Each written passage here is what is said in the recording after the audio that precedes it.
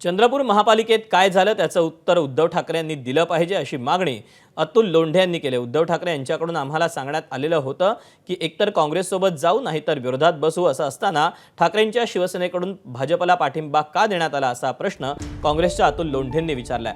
महापौर पदाच्या निवडणुकीत पैशांचा पाऊस पडला असल्याचा आरोपही लोंढेंनी केलाय।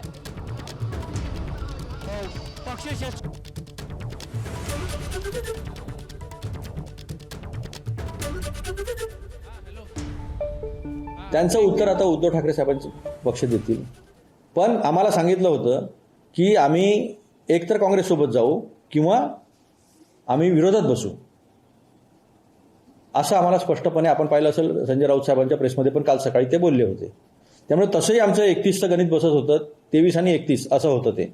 पण वेळेवर वंचित आणि MIM जे आहे ते तटस्थ राहिले, मतदानाला आले नाही आणि शिवसेना उद्धव बाळासाहेब ठाकरे जे आहे ते BJP सोबत गेले। हा फरक पडला। ABP माझा, उघडा डोळे बघा नीट।